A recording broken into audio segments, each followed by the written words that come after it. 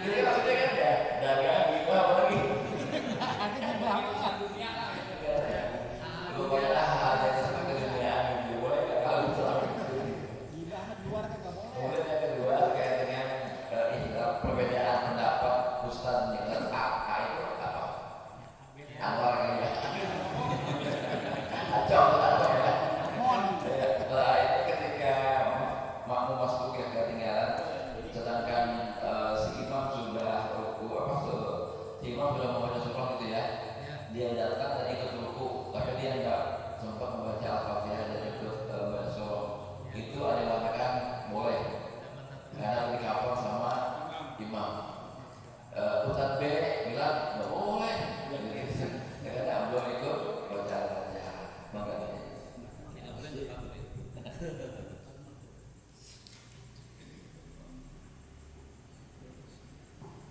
Masih ada Pak?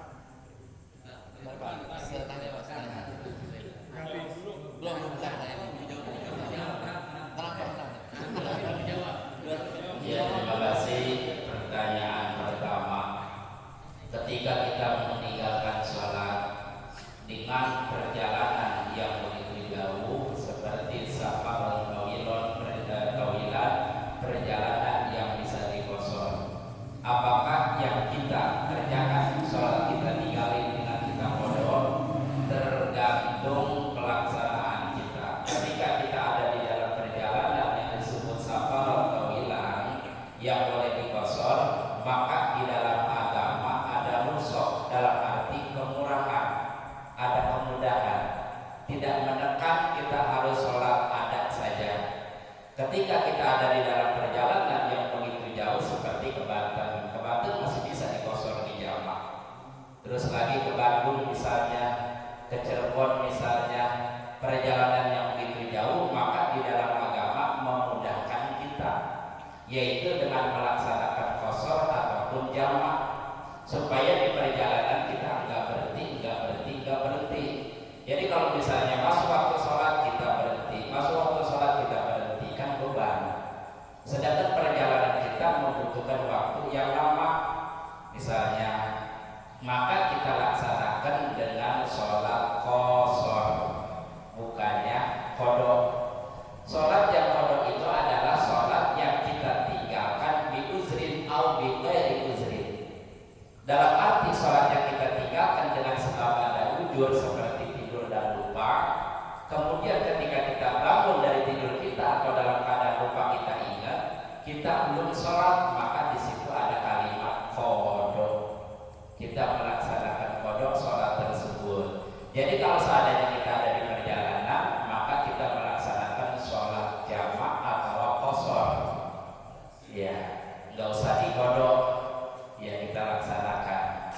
Kalau seandainya perjalanan kita yang sangat jauh, air kagak ada, kita tayamum. Tayamum kagak ada, air kagak ada, saudara itu masuk waktu sholat, maka sholat li hurmatil wakti. Kita menghormat, dalam arti menghormat waktu, tapi nanti kita suatu saat datang kepada tujuan banyak airnya, maka sholat yang tadi wajib kita kodoin lagi, kita iadah lagi. Paham ya? Yang keduanya apa tadi? Oh, Pak David. Iya. Datang ke masjid. Oh iya. Kalau seandainya posisi kita selesai daripada wudu, waktu kita masih luas, maka kita sholat tahiyatul masjid. Walaupun kita enggak tahiyatul masjid, ketutup dengan sholat wudu tadi. Walaupun kita enggak sholat seperti tadi yang dilaksanakan, sholat dua tahiyatul masjid dengan sholat fajar misalnya. Dengan sholat yang 2 rakaat fajar itu ketutup sholat tahiyatul masjid tadi. Kita pengen dua-duanya, begitu masuk ke masjid, sholat 2 rakaat wudu dan sholat tahiyatul masjid, mangga silahkan. Iya, kita laksanakan satu-satu silahkan. Kalau misalnya kita laksanakan di antara yang 2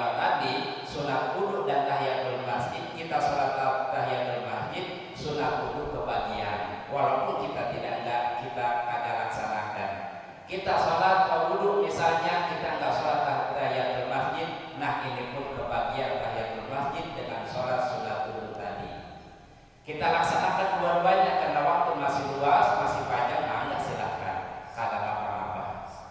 Iya. Yang keduanya, bagaimana kalimat subhanallazi la yanamu wa la yasu kita dawamkan, kita wiridkan, maka silahkan. Iya. Kita pengen wirid nih misalnya di wirid nama kita supaya kagak lupa, silahkan. Iya. Cuman jangan ketika kita kagak lupa, kagak apa-apa lagi sholat dibaca, itu jangan. Iya. Kecuali kita tinggalkan sunnah abad yang berkaitan tadi, yang 7 perkara tadi kita tinggalkan, salah satunya maka diakhiri dengan sujud sahwi. Insya Allah dengan kelupaan kita ditambah dalam arti dengan banyaknya zikir kepada Allah, walaupun bukan kalimat subhanallazi la yanamu wa la yasu, apapun kita gunakan zikir kita, sholawat misalnya kita dawamkan, insya Allah hilang daripada sifat lupa kita. Iya. Sudah dari tadi apa ya? Ustaz Abe. Tadi apa ya? Masjid. Karena yang di gibah itu, tapi bukan dalam inti masjid. Ah. Mungkin di tempat Iya. atau di beranda gitu. Bagaimana kalau seandainya berbicaranya kita, ngobrolnya kita, bahkan gibah dan membicarakan dunia di luar masjid? Biasa kan masjid ada keluarannya ataupun ada kamarnya. Nah, kalau seandainya si wakif yang mewakafkan ini tanah 1000 meter saya bikin masjid, saya jadikan masjid, walaupun tidak dibangun masjid, ini udah masjid hukumnya. Tanah kosong kagak ada bangunannya, orang yang haid haram diam di tempat tersebut karena hukumnya udah masjid, walaupun bukan bangunannya masjid, wakaf. Nah, saya wakafkan ini tanah 1000 meter untuk masjid, walaupun belum dibangun masjid, boleh sholat itikaf, boleh kita sholat tahiyatul masjid, walaupun belum ada bangunan masjid, baru tanahnya doang. Karena sudah diwakafkan untuk masjid, maka itu menjadi masjid. Orang yang haid haram diam di tanah tersebut. Nah, jadi kalau misalnya ada kamar-kamarnya, kalau memang itu tanah masih bagian daripada masjid, itu juga masjid. Kagak boleh. Iya. Gitu. Paham ya? Yang penting mah terkecuali kalau seandainya yang wakafkan masjid, saya wakafkan ini 1000 meter, yang 500 buat masjid, yang 500 buat bangunan apa ini mah. Nah, kalau itu dibolehin. Nah, gimana jangan. Tapi kalau semuanya itu tanah yang kosong dan pelatarannya dan kamarnya udah dijadikan sebagai masjid, maka itu tidak dibolehin. Berarti nggak boleh jual beli kayak Sama, iya. ibu-ibu tuh kalau pengajian suka jual beli. Ada bawa BH, ada macam dah. Kosmetik gitu. Ada ibu-ibu. Ngaji berusaha ya. Lain jangan untung. Iya. Satu lagi yang masuk tadi kayak Dan yang seterusnya tentang daripada masbuk. Makmum terbagi dua, ada makmum masbuk, ada makmum muwafiq. Masbuk terbagi dua, ada masbuk Fatihah, ada masbuk rakaat. Kalau seandainya kita sholat berjamaah, si imam Allahu Akbar, kita di belakang Allahu Akbar. Karena si imam bacaannya cepat, kita bacanya lelet, dalam arti pelan, nyantai, pas baru iya karena nasta'in, si imam ngegeloyoh ruku. Maka kalau Fatihah kita belum selesai kemudian ikutin si imam, kagak sah sholat kita. Harus diselesaikan Fatihah kita. Walaupun si imam udah itidal, ketinggalan 1 rukun, si imam udah sujud, ketinggalan 2 rukun, kagak apa-apa. Selesaikan Fatihah kita. Kalau Fatihah kita belum selesai kemudian mutaba'atul imam, si imam ruku kita ikutin, batal sholat kita. Nah, Fatihah kita yang seperti itu harus dibaca. Kenapa? Karena kita makmumnya muwafiq. Dari si imam Allahu Akbar, kita di belakang Allahu Akbar. Jadi Fatihah kita harus diselesaikan sampai waladhdallin. Walaupun itu si imam udah ruku, kita baru iya karena kedua iya karena selain. Jangan ikutin si imam.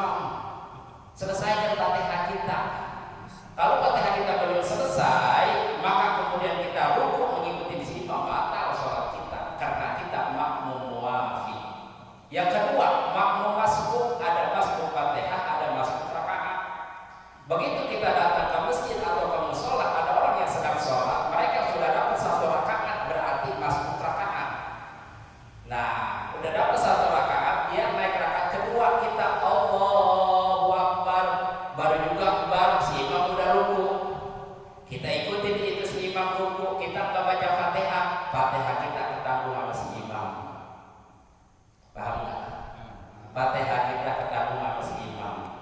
Ataupun misalnya dalam satu rakaat, pas imam baru dapat satu rakaat, belum dapat satu rakaat nih, sama kita. Pas imam waladhdallin amin, pas dia membaca surat kita baru datang.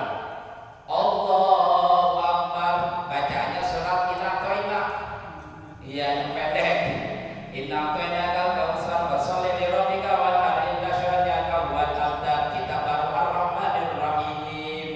Maka si imam itu ruku, kita ikutin si imam ruku. Jangan selesai ke Fatihah kita.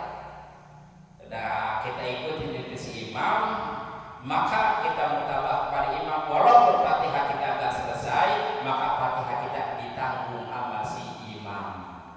Paham? Jadi kita lihat makmumnya yang bagaimana nih? Makmum muwafiq apa makmum masbuk? Iya. Kalau makmum muwafiq yang tadi si imam Allahu Akbar, kita di belakang Allahu Akbar, selesaikan Fatihah kita. Enggak diselesaikan Fatihah kita, batal salat kita, rusak. Harus diselesaikan Fatihah walaupun kita ketinggalan 2 rukun, ruku, i'tidal dan sujud. Paham? Jadi kalau misalnya kita begitu datang si imam lagi membaca surat, kemudian Allahu Akbar, baru juga Bismillah, Bismillahirrahmanirrahim, si imam ruku, ikutin kita si imam ruku. Walaupun kita nggak baca Fatihah, Fatihah kita ditanggung sama si imam. Paham nggak? Jelas ya? Nah, ada lagi silakan. Iya silakan Pak. Ini pertanyaan 1 bulan yang lalu kan ini. Masih ingat. Mengenai waktu itu tayamum.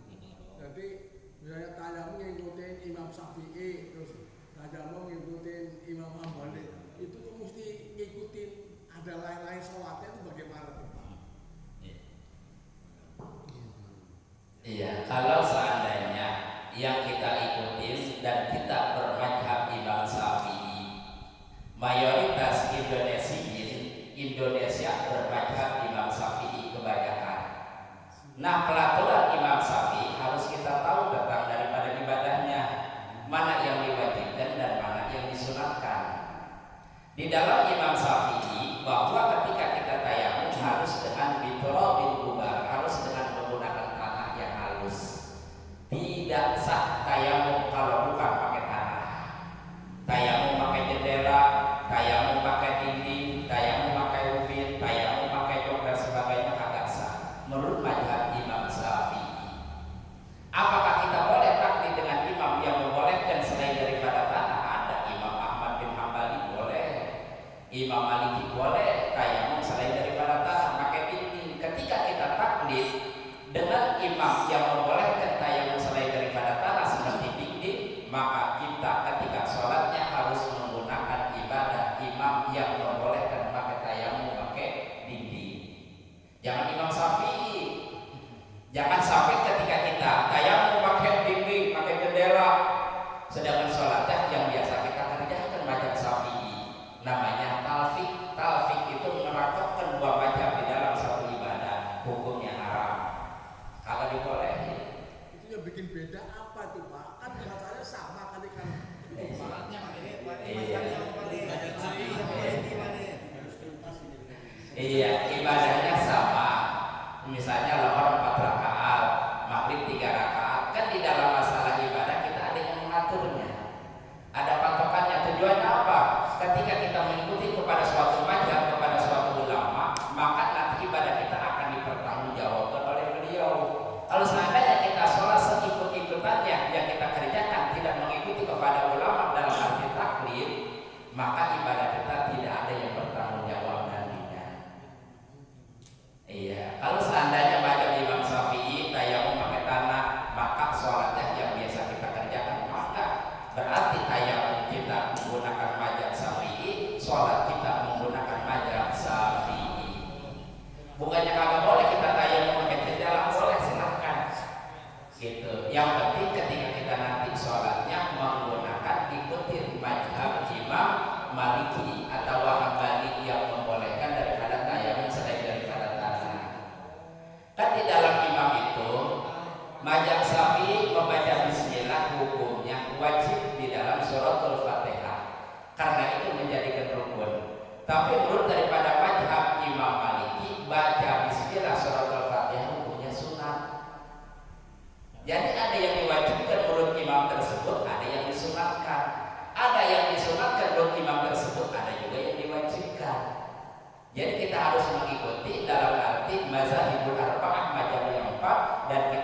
tahu ilmunya. Gitu Pak, paham belum? Mungkin pertanyaan Bapak ini Ah. ada orang yang tidak bermazhab Pak, bagaimana gitu? Waduh. Ada yang tidak bermazhab mungkin gitu ya. Kalau bermazhab, Jadi kalau orang yang ibadah tanpa mazhab nanti ngikutinnya sama siapa? Bapak sendiri Iya. Bapak Mazhab mazhab siapa Bapak? ya Bapak Hambali apa Syafi'i Nah. gitu ya? Nah. Iya. kita pakai saja.